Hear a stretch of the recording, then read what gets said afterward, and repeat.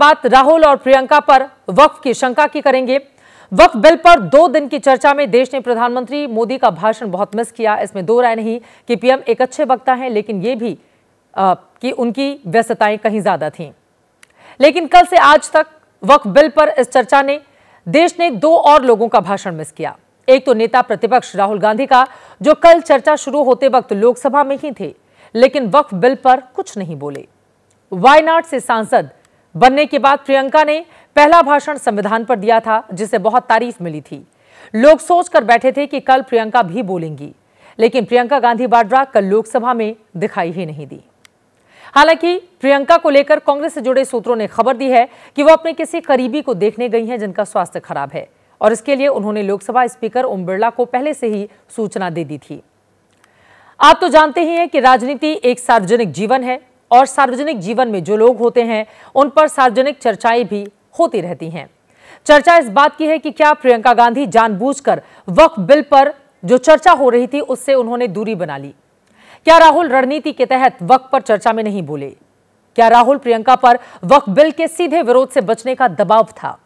क्या राहुल प्रियंका की खामोशी के पीछे केरल कांग्रेस का दबाव था? क्या यह चुप्पी केरल के ईसाई समुदाय के गुस्से से बचने के लिए थी? हालांकि कल रात लोकसभा में बिल पास होने के बाद आज सोनिया गांधी का बयान सामने आया है। राहुल गांधी ने भी बयान दिया, जिसमें कांग्रेस का ही स्टैंड था कि वक्फ बिल मुस्लिमों के खिलाफ है, ये गैर जरूरी, सरकार ने मनमानी की है, विपक्ष को भरोसे में नहीं लिया, वगैरह वगैरह। यानी कांग्रेस वक्फ बिल के खिलाफ है, इसमें कोई शक नहीं है। लेकिन सवाल की सुई बस वहीं पर अटकी है कि चर्चा में राहुल गांधी क्यों नहीं बोले और प्रियंका गांधी क्यों गैर हाजिर थीं, और क्या वाकई इसका केरल की राजनीति और वहां वक्फ बोर्ड के खिलाफ खड़े ईसाइयों से संबंध है? इन सवालों की इनसाइड स्टोरी पर आएंगे, पर उससे पहले आप लोकसभा में गृह मंत्री अमित शाह और अल्पसंख्यक मामलों के मंत्री किरण रिजिजू के कल के 2 बयान सुने। केरल और देश भर के Catholic bishop council, Catholic bishop conference of India, Catholic Congress Kerala, भारतीय कैथोलिक धर्मगुरुओं की महासभा, केरल चर्चों की संयुक्त परिषद, कैथोलिक कांग्रेस केरला, ये सब ने इस बिल का समर्थन करा है और कहा है अन्यायी। केरला का मुनम्बम का जो इशू है वो तो अभी सब जान ही रहा है कि 600 क्रिश्चियन फैमिलीज का जो जमीन को वक्फ बोर्ड ने वक्फ डिक्लेयर कर दिया है, चर्च का भी कर दिया और आगे जाने का रास्ता भी बंद कर दिया था। अगर हम ये बिल पारित कर दिया, उसका अपना जमीन वापस मिल जाएंगे गरीबों का, किसानों का।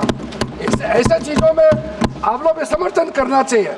मैं तो मानता हूं कि अभी भी देर नहीं हुआ, अभी भी आप जिद पे राजनीतिकरण करके आप अड़े रहे, आप मुश्किल में फंसने वाले हैं। विशेष करके हमारे कांग्रेस वालों को मैं कहना चाहता हूं, और बाकी हमारे साथी दल है, कांग्रेस के झांसे में ना आए, आपको भी डुबा देंगे ये लोग। इस बिल को विरोध करके बहुत बड़ा नुकसान होने वाला है। वक्फ बिल के विरोध को लेकर अमित शाह और किरण रिजिजू ने यह कहा था कि कांग्रेस और लेफ्ट वक्फ बिल का विरोध तो कर रही हैं, लेकिन यह भी सोच लें कि केरल लौटकर उस ईसाई समुदाय को क्या जवाब देंगी, जो इस वक्त बिल के विरोध में नहीं खड़े बल्कि उनके पक्ष में खड़े हैं। केरल के एर्नाकुलम में वक्फ बोर्ड की जमीन हड़पने की मनमानियों के खिलाफ ईसाई समुदाय की भूख हड़ताल को आज 173 दिन हो गए हैं। ऐसी खबरें हैं कि कल लोकसभा में बिल पास होने के बाद मुनम्बम में इन लोगों ने मोदी जिंदाबाद के नारे लगाए और आतिशबाजी भी की। वक्फ बिल को लेकर कांग्रेस और राहुल प्रियंका के सामने केरल को लेकर क्या संकट है और क्या कंफ्यूजन है, ये भी बताने वाले हैं, लेकिन उससे पहले ये पूरा विवाद समझ लीजिए। 1902 में त्रावणकोर के राज परिवार ने 404 एकड़ जमीन पट्टे पर दी थी। 404 एकड़ जमीन पर हिंदू और ईसाई मछुआरों के परिवार रहा करते थे। 1948 में अब्दुल सत्तर मूसा के परिवार ने जमीन अपने नाम रजिस्टर करा ली। इस जमीन को फारूक कॉलेज प्रबंधन को सौंपने का फैसला कर लिया गया। 60 के दशक में कानूनी लड़ाई शुरू हुई, कई साल तक केस कोर्ट में चलता रहा। 2009 में केरल सरकार के आयोग ने मुनम्बम की जमीन को वक्फ संपत्ति बता दिया। 2019 में वक्फ बोर्ड ने स्वतः संज्ञान लेकर इसे वक्फ संपत्ति घोषित भी कर दिया, और 404 एकड़ जमीन को लेकर ही मुनम्बम गांव के 604 परिवार भूख हड़ताल कर रहे हैं। इनमें 400 कैथोलिक ईसाई परिवार और 200 से ज्यादा पिछड़े वर्ग के हिंदू परिवार हैं। ये परिवार वक्फ बोर्ड के आगे कांग्रेस और लेफ्ट के एक तरह से सरेंडर कर देने से नाराज हैं, क्योंकि इस जमीन पर इनके घर ही नहीं चर्च भी हैं। केरल में ईसाइयों की 2 बड़ी संस्थाओं ने इसे लेकर 2 दिन पहले लंबी चिट्ठी लिखी थी, जिसमें अपील की गई थी कि वक्फ पर मोदी सरकार जो नया बिल ला रही है उसका विरोध नहीं किया जाए, बल्कि सारी पार्टियां समर्थन करें। और कल लोकसभा में बिल पास होने के बाद साइरो मालाबार चर्च ने इसका स्वागत किया, जश्न भी मनाया। Catholic bishops conference of India CBCI ने कहा है कि पुराने वक्फ कानून के कुछ प्रावधान संविधान और देश के धर्मनिरपेक्ष लोकतांत्रिक मूल्यों के अनुरूप नहीं थे। Kerala Catholic bishop council KCBC ने कहा कि केरल के निर्वाचित प्रतिनिधियों ने संसद में वक्फ संशोधन बिल का विरोध किया, यह देखना दर्दनाक था। सूत्रों की माने तो वक्फ बिल को लेकर केरल कांग्रेस ने विरोध के खतरे आलाकमान को पहले ही बता दिए थे। इसी के बाद यह रास्ता चुना गया कि पार्टी वक्फ बिल का विरोध करे, लेकिन विरोध की चर्चा में प्रियंका गांधी दूर दूर तक दिखाई नहीं दे। यहां तक कि प्रियंका के सोशल मीडिया X अकाउंट पर भी वक्फ बिल पर उनकी राय नहीं दिखी। दूसरे मुद्दों पर उनकी पोस्ट थी, लेकिन वक्फ बिल पर नहीं रही। राहुल गांधी ने भी बिल पास होने के बाद विरोध में कुछ बयान दिया, लेकिन ज्यादा बोले नहीं, जबकि संसद में आज दूसरे मुद्दों पर वो बोले।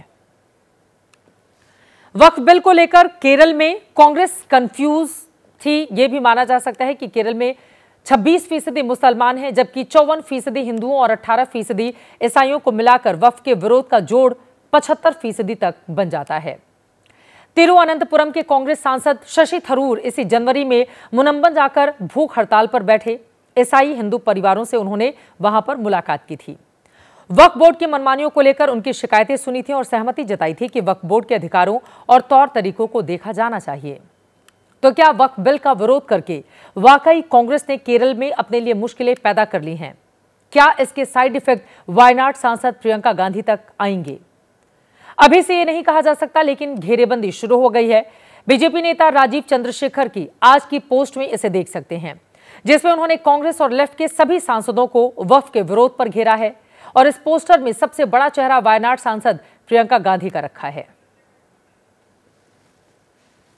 ये भी खबरें हैं कि बीजेपी के नेता जल्द ही मुनम्बन जा सकते हैं और नया वक्फ कानून बन जाने के बाद केरल में पूरा कैडर गाजे बाजे से इसके प्रचार में उतर सकता है।